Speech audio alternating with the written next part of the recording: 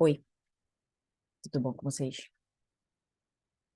Então, é, vamos lá, na nossa live, que não é live, vai ser live, porque eu tô tendo que me desdobrar em três. É, no final dessa live, que não é live, que é live, eu conto para vocês quando é que vai ser o nosso aulão de redação. Já falei para vocês, vai ser depois do feriado, mas vou dar a data e o horário, a data e a hora direitinho. Mas fica aqui comigo, já salva, já compartilha. Ai, já salva. Não, mensagem de novo. Não é uma boa ideia. Mas vamos lá. Oi, estamos aqui de volta. Mais uma live, que não é live, mas é live. Só para a gente cumprir a nossa agenda de toda quarta-feira ter vídeo, né, do Enem de português. Que eu estou tendo que desdobrar em três nesse momento. Acho que até novembro, pelo menos, eu vou estar no speaking.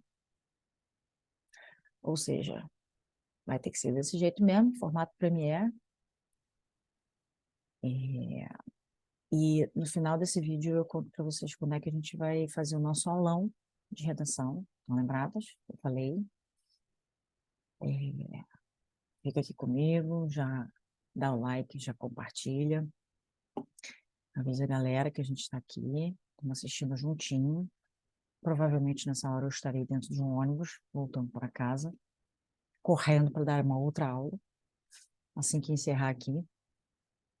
Mas eu estou aqui com vocês, tá bom? Pode acreditar que eu vou estar juntinho. Se quiser mandar alguma mensagem, algum comentário, estamos aí, ok? Então, sem mais delongas, vamos começar. Ixi, um monte de coisa aqui, peraí. Pronto. Enem 2010.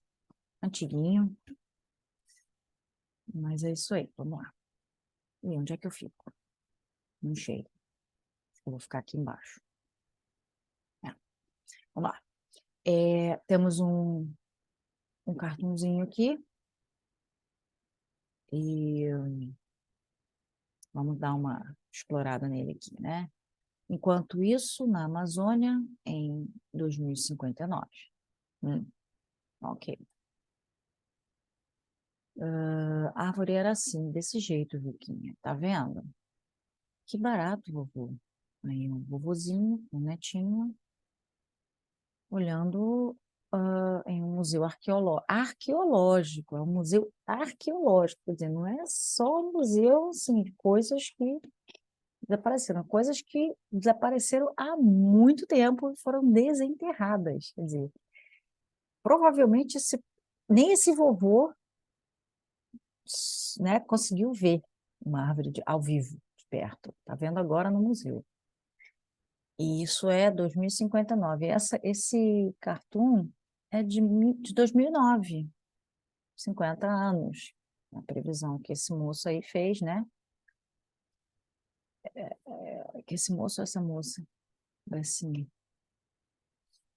é,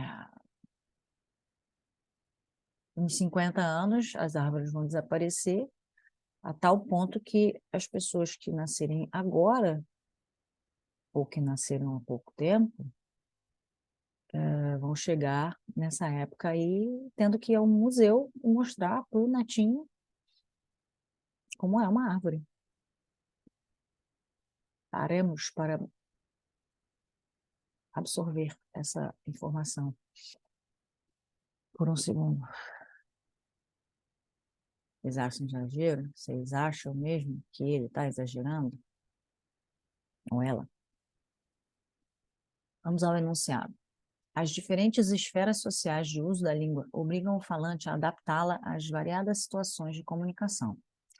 Uma das marcas linguísticas que configuram a linguagem oral e informal usada entre avô e neto nesse texto é: letra A, a opção pelo emprego da forma verbal era em lugar de foi. B, a ausência de artigo antes da palavra árvore. C, o emprego da redução tá em lugar da forma verbal está. D, o uso da contração desse em lugar da expressão de esse. Ou é a utilização do pronome que em início de frase exclamativa. Ó, marcas linguísticas que configuram a linguagem oral informada. Ai, desculpa. A linguagem oral informal usada. Eu aglutinei tudo. Enfim. A árvore era assim, desse jeito, Juquinha. Tá vendo? Que barato, vovô. Então, ó, o uso da forma verbal era em lugar de foi não é marca de linguagem oral. A árvore era assim, a árvore foi assim. Não, são são contextos diferentes. Né? Ele está usando aí o pretérito imperfeito, tá certo? Porque árvore costumava ser, era uma coisa que acontecia no passado, né? Ele não está falando que a árvore, em um dado momento, pum, era assim, né? E desistiu e depois parou de existir. Claro, sim, nesse contexto, sim, mas a árvore foi assim, pum, né? Ela não brotou, apareceu e sumiu. Durante um tempo existiam árvores e elas existiam daquela forma. Então, costumava ser. Então, pretérito imperfeito, tá certo, tá certinho. Então, isso aí não é o caso, né? A letra B, a ausência de artigo antes da palavra árvore. A árvore era assim. A árvore pressupõe uma específica, a árvore da vida, a árvore dos vikings, né? A árvore do meu quintal. Não é isso. Árvore aí, sem o artigo, indica as árvores. O conceito árvore. Então, tá certo também. Não tem nada de incorreto aí. Né? De incorreto não, de informal. Falo incorreto porque a gente acostuma tanto, né, a ver linguagem oral informal como sendo errada, gramaticalmente falando, né? Mas tá ok, tá formal, né? Se você for parar para pensar assim, não é uma marca de linguagem oral ou linguagem informal. Letra C, o emprego da redução tá em lugar da forma verbal está. Ó, está vendo? Tá vendo? Dificilmente você vai ouvir alguém falar está vendo. E é assim que é, né? O verbo está. Você está vendo? Né? Tá bem marcado e é difícil, muito difícil você. Ainda mais agora, a gente vê que é estranho até na escrita, porque a gente já tem esse costume com o uso dos messengers da vida, né, dos mensageiros, dos aplicativos de mensagens, de forma geral, a gente não usa está. Você está vindo? Não, está vindo. Né? Você está em casa? Não, está em casa. Você está em casa, no máximo, VC, né? Então, já é uma linguagem informal, né? E mais ainda na forma oral, que foi de onde surgiu. Então, a gente pode dizer que a C tá ok.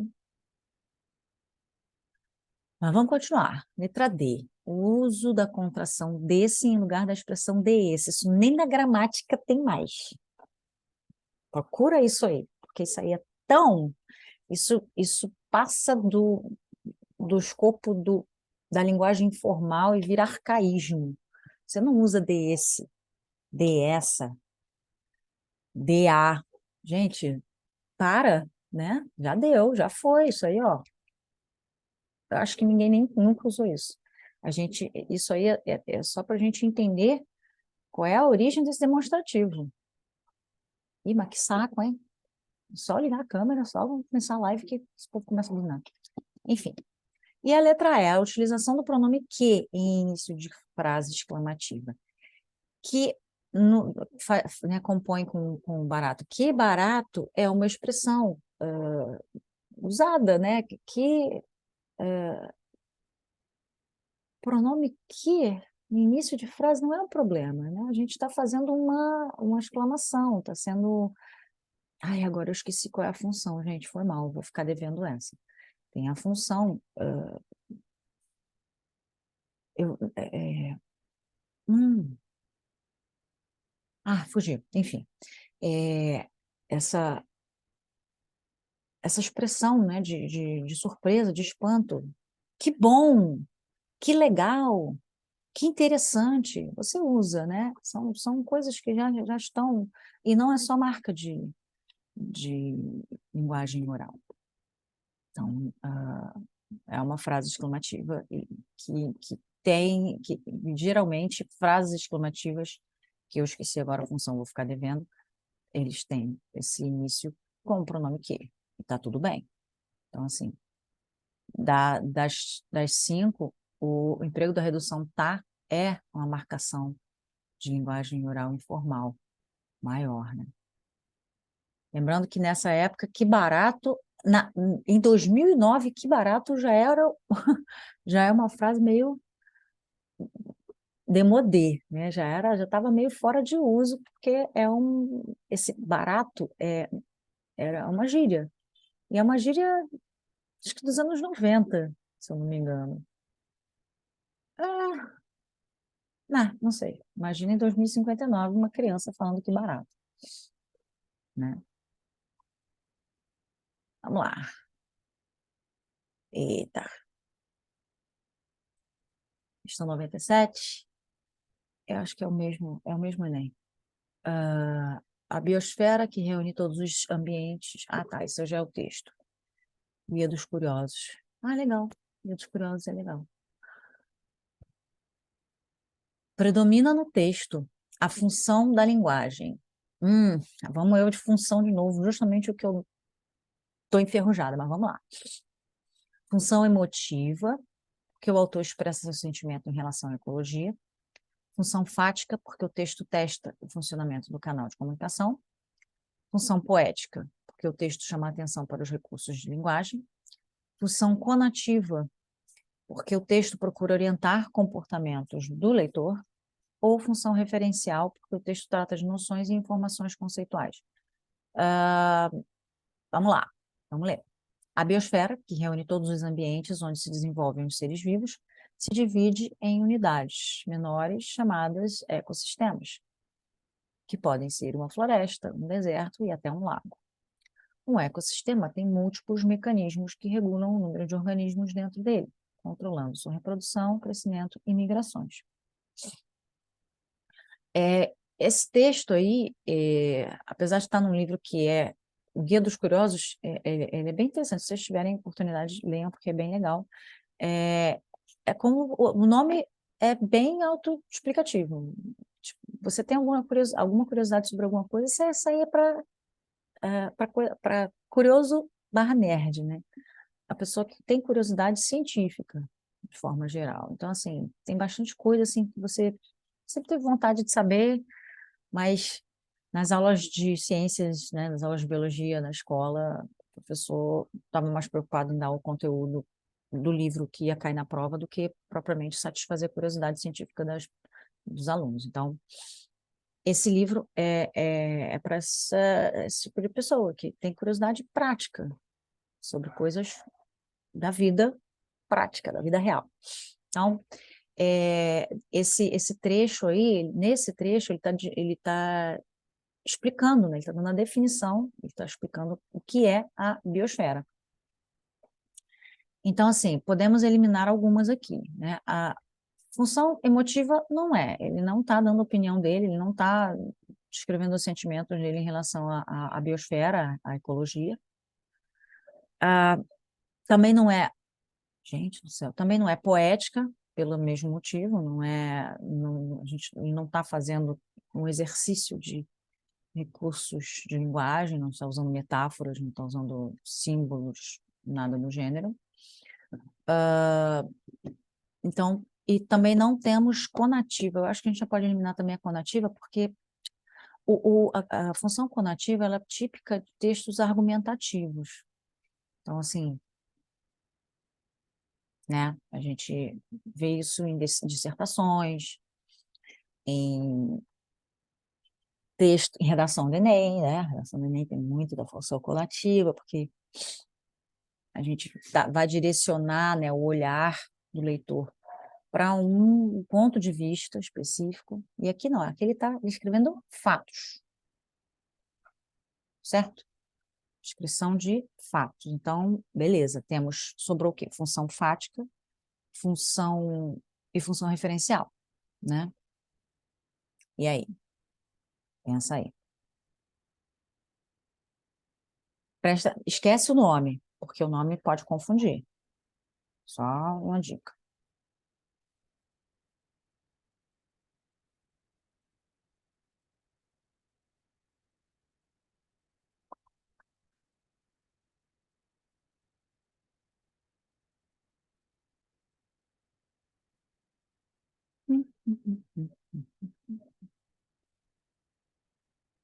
Ó, o que é a função fática?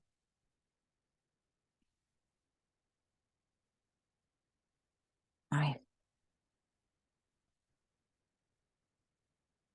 ele fala assim, ó, função fática, numa função fática, o texto testa o funcionamento do canal de comunicação.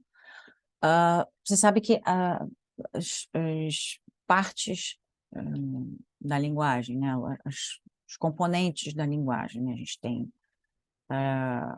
o código, tem o canal, tem o referente, enfim. Vocês lembram, né? Quem não lembra, volta lá, funções da linguagem, e vocês vão se ligar. Canal é o meio pelo qual você está transmitindo a mensagem, no caso. Então, a gente tem um livro, texto, né, uma mensagem, uma comunicação textual, você tem a própria internet, é um canal, telefone, o que mais? Televisão, apesar da televisão só ter, né, a comunicação ser só de um lado, ainda é uma comunicação, porque está transmitindo uma mensagem e tem uma pessoa enviando a mensagem usando um código. Então, as partes, a maior parte, né, a maioria das partes está ali, está presente. E quando a gente fala que a gente está usando um texto, uma mensagem que está testando o funcionamento do canal, a gente vai usar a função fática. Então, que tipo de texto é esse? É quando você começa uma reunião lá no Zoom, e aí você fala assim, você está conseguindo me ouvir? Né? Isso é a função fática. É uma mensagem que eu estou dando, que eu não sei se eu vou ter resposta. Estou testando mesmo se a minha mensagem está chegando, né? É, quando eu falo, você está entendendo? Também é especificamente, eu tô esperando um retorno daquela pessoa com relação ao funcionamento do canal que eu estou usando.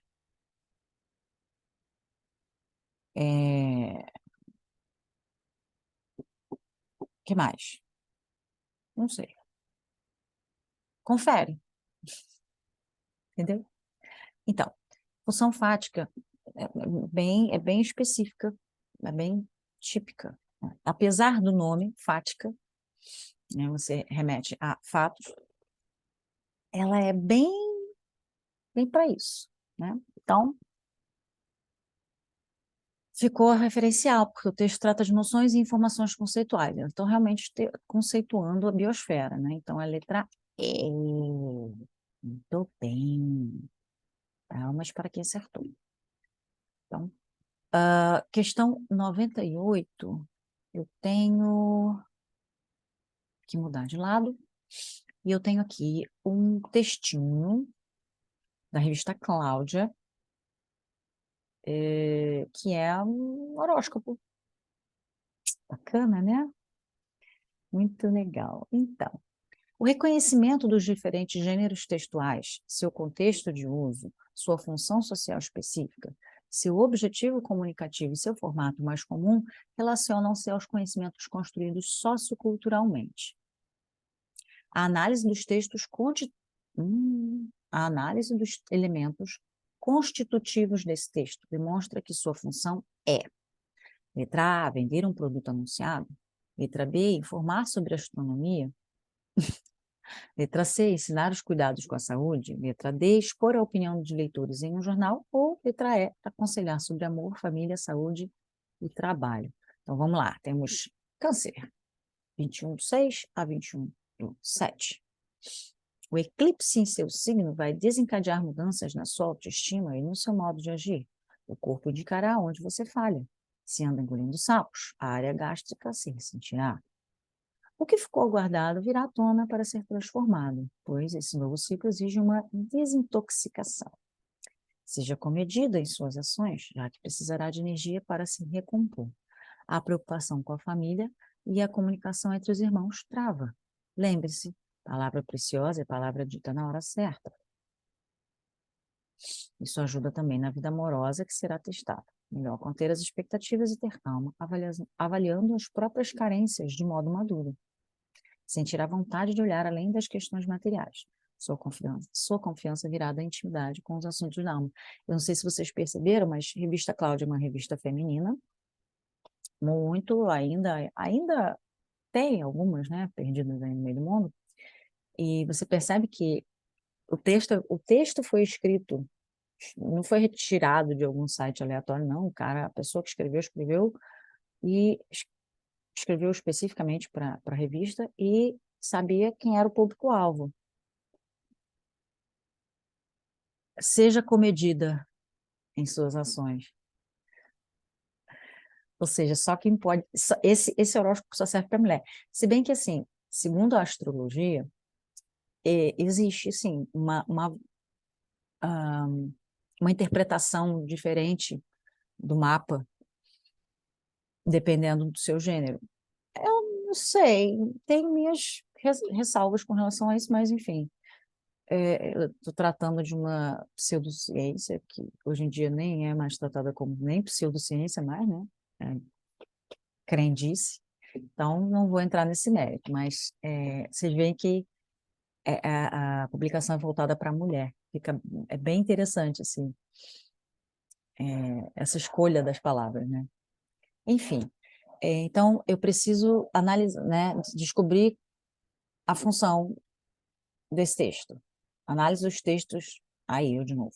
A análise dos elementos constitutivos desse texto, na verdade, a análise do texto demonstra que sua função qual é a ideia, qual é o propósito, qual é a função desse texto aqui. É vender um produto? Não estamos vendendo, não estamos vendo nada aqui sendo vendido.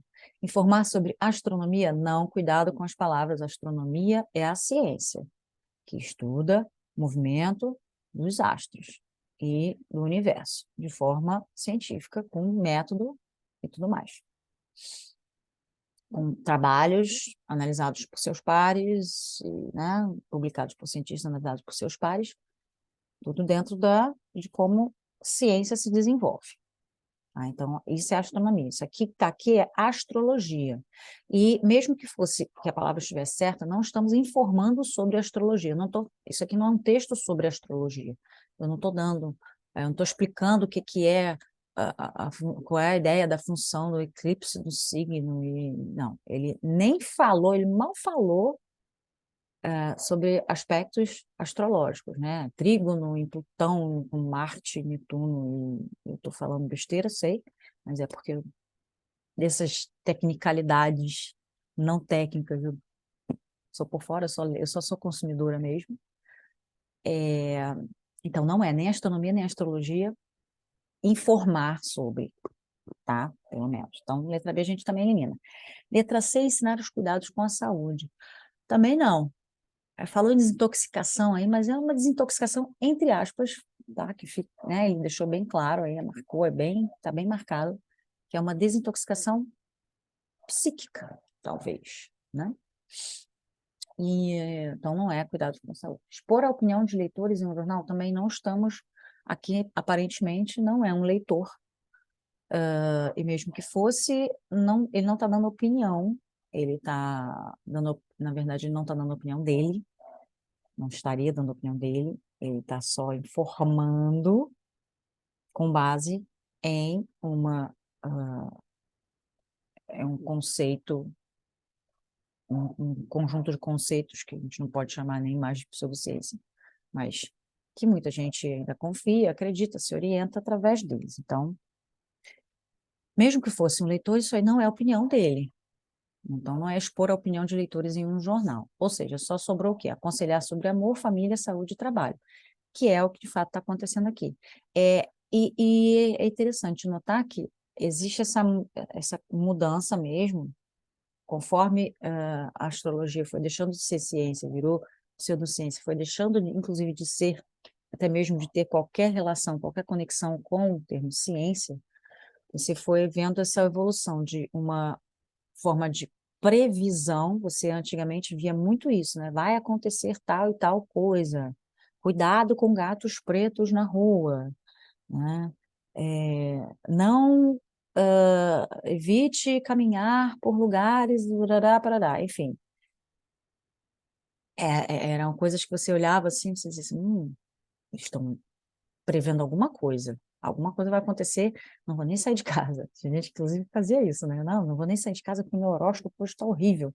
Enfim, caminhou-se agora para dar conselhos. Então, assim, seja comedida em suas ações, coisa que, tipo, senso comum, né, minha gente? Não vamos tocar o terror, né? Não vamos aloprar. A preocupação com a família, isso aí já é uma coisinha que está puxando aí, para você se identificar. Oh, pô, é mesmo, estou preocupada com a minha mãe. Pô, né? Quem nunca? De cada 100 pessoas que lerem isso aí, 20 vão se identificar, com certeza. Aí, ó, lembre-se, palavra preciosa é palavra dita na hora certa, então, quer dizer, aconselhando você falar, isso ajuda na vida amorosa, quer dizer, falando sobre amor, família, aí fala de saúde, né, você parar de engolir sapo, tudo isso, né, tá dentro aí dessa letra E. Então, a gente pode dizer que a resposta certa é a letra E. E, né? Ai, vou ter que ficar encolhida aqui. Tá, vamos lá.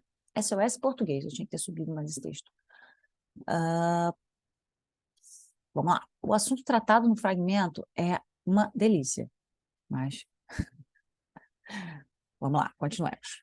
É relativo à língua portuguesa e foi publicado em uma revista destinada a professores. É interessante isso aí, quero comentar também sobre. E foi publicado em uma revista destinada a professores. Entre as características próprias desse tipo de texto, identificam-se as marcas linguísticas próprias do uso, o quê? Então, vamos lá. Características próprias desse tipo de texto, ele não é o assunto em si, é a forma como o texto foi construído, tá? Sobre ser um texto numa revista destinada a professores, é interessante você dizer que, assim, a princípio, os professores têm bagagem, professores de português especificamente, ou de qualquer idioma, né? Professores de línguas, eles têm, ou deveriam ter, bagagem para entender que existe diferença entre língua escrita e língua falada, e que a gente não deve taxar as pessoas que falam né, com essa distância, né, com essa diferença toda, taxar essas pessoas de burras, ou de analfabetas, ou dizer que elas estão falando errado. Tá? Os professores, pelo menos, talvez eu esteja esperando demais dos professores, né? Os linguistas, pessoas que tiveram uma boa formação universitária na cadeira de linguística deveriam entender isso. Porém, a gente entende que, ao estudar português, e dentro do nosso sistema atual, principalmente aqui no Brasil, a gente está sujeito a ter que usar regras da língua escrita, principalmente quando a gente vai escrever um texto, quando a gente vai fazer um concurso, a gente precisa saber que tem essas regras na língua escrita. Isso não é exclusividade de português, a gente tem vários idiomas assim, a gente tem inglês, a gente tem o francês, vocês podem procurar ver, são línguas que têm um abismo entre a forma falada e a forma escrita, em vários, japonês, em vários níveis, não só em termos de, mas fala assim, mas escreve assim. Sim, o francês, então, é campeão nisso. O inglês é mais em termos de ortografia mesmo, né? Você fala uma palavra com né, que se escreve de uma forma específica, e aí você fala outra palavra com um som completamente que se escreve parecido, ou vice-versa, né? Duas palavras que têm escritas completamente diferentes e que soam parecidas, enfim. Então, assim, acontece. Então, um professor, a princípio, deveria entender isso, só que não. Muitos não entendem, o que é uma pena, mas tudo bem, só um comentário aqui. Tá? Não briguem com os professores de vocês. Eu tenho certeza que eles estão fazendo o melhor que eles podem. Uma boa formação em linguística ajudaria, mas a gente... Vamos passar, né? Passar dessa. Deixa para lá. SOS português. Por que pronunciamos muitas palavras de um jeito diferente da escrita? Pode-se refletir sobre esse aspecto da língua com base em duas perspectivas. Na primeira delas, fala e escrita são dicotômicas, o que restringe o ensino da língua ao código. Entendeu? Em geral, quando a gente começa a aprender português na escola, a gente já sabe falar. E aí a gente leva aquele choque, né? Porque o que a gente fala tem nada a ver com aquela língua que eles estão ensinando lá. Daí vem o entendimento de que a escrita é mais complexa do que a fala, e seu ensino restringe-se ao conhecimento das regras gramaticais, sem a preocupação com situações de uso. Lembra do DS? Que eu falei que nem... Eu não sei, eu vou até procurar, eu acho que não tem gramática nenhuma atualizada de 2009 para cá. 2005 para cá. Não tenho, não sei, posso estar enganada, mas acho que não tem não. Outra abordagem permite encarar as diferenças como um produto distinto de duas modalidades da língua, a oral e a escrita. A questão é que nem sempre nos damos conta disso. Esse nós aí, essa marcação, esse pronome, né, incluindo eles, ele está escrevendo para professores e provavelmente a pessoa que escreve se coloca na posição de professor também. Ou seja, essa sensação, esse pronome dá essa sensação de pertencimento. Né? Não nos damos conta disso. É como você falar assim, então, vamos aprender um pouco mais sobre o português, interpretação de textos. Eu não estou necessariamente me incluindo no aprendizado, porque assim, eu estou aqui na posição de educadora, mas óbvio que como educadora eu posso ser simplesmente uma mediadora, de repente eu não domino aquele assunto, não sei, e vamos aprender juntas, eu só estou aqui, na verdade, para sistematizar, ajudar a sistematizar esse aprendizado. Né? Pode ser que eu também não saiba tanto assim, mas estou aqui mediando também. Então, é interessante você ver essa abordagem, isso aí, obviamente, esse texto continua, é um fragmento, mas ele fala de duas perspectivas, né? Que quebra essa coisa do ensino da língua e ignora que existe uma língua, que existem duas línguas, uma falada e uma escrita, só leva em consideração a língua escrita, e nesse contexto só o que vale é o que está na gramática, né? E tem a abordagem onde você leva em consideração esses dois usos, da forma oral e da forma escrita, que é mais complexo e talvez demande um pouco mais de tempo, de paciência por parte do professor, mas, no meu entendimento, é uma forma mais honesta de tratar, porque eu vejo muito professor aí querendo trazer o que está da gramática para o uso cotidiano da língua. Não é assim, né? Não é assim que funciona. Eu já falei sobre isso aqui. Eu tinha um amigo que falava tudo certinho, só que até ele cometia erros. Por quê? Porque não é assim que a língua é usada. Você não vai ouvir desse jeito. A língua, cada vez que você abre a boca, você usa a língua, ela vai dando uma evoluída. Tem jeito. Enfim. Entre as características próprias desse tipo de texto, identificam-se as marcas linguísticas próprias. Então, vamos lá. Temos letra A, regional. Uso regional, pela presença de léxico de determinada região do Brasil. Não é o caso, não é no texto, não tem isso. Literário, pela conformidade com as normas da gramática. Não sei, não sei, vamos ver. Letra C, técnico, por meio de expressões próprias de textos científicos. Também não sei. Coloquial, por meio de registro de informalidade, não, aqui a gente não vai ter o registro de informalidade ainda, esse trecho pelo menos, né?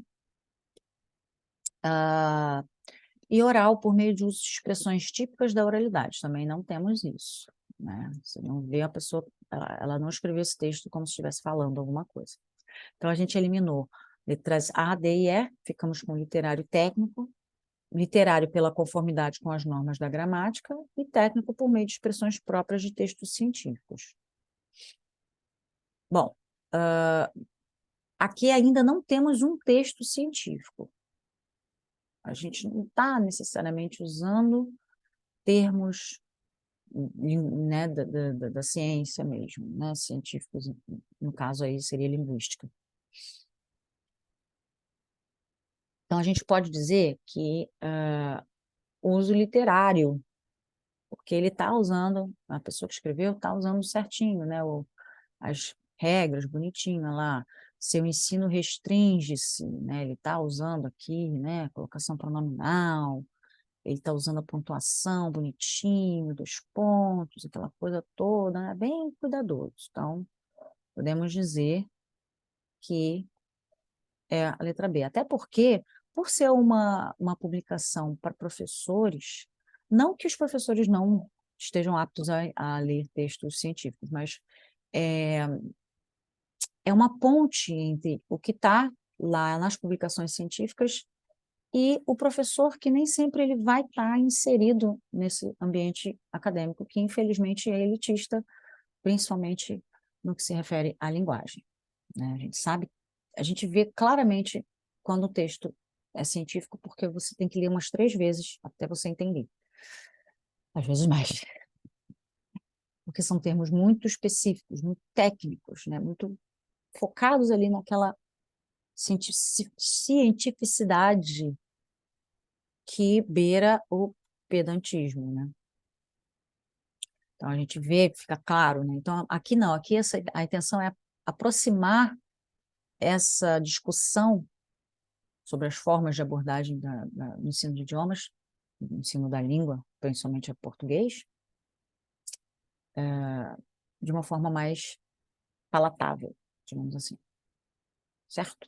Então, o que eu falei? Letra B, não é isso? Beleza. Acho que essa é a última, não sei. Vamos lá.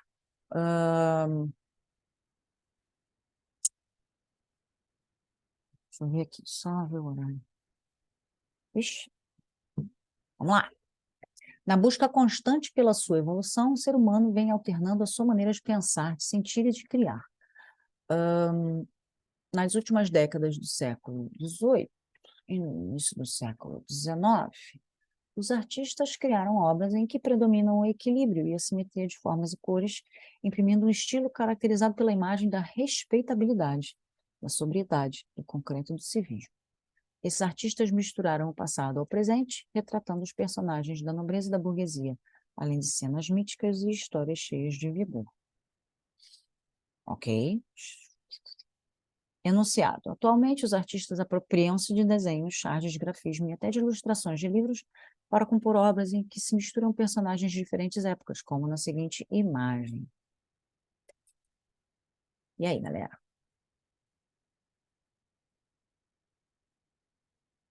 Romero Brito, Zé Liton, Andy Warhol, Michael Jackson, Fanny Filez, Mona Bin, Andy Warhol, Marilyn Monroe e Pablo Picasso, retrato de Jacqueline Roque com as mãos cruzadas. Tem mais aqui embaixo? Não, é isso mesmo. E aí? Qual dessas imagens?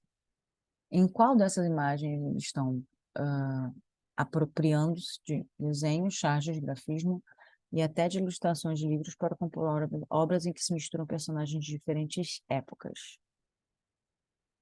Fala.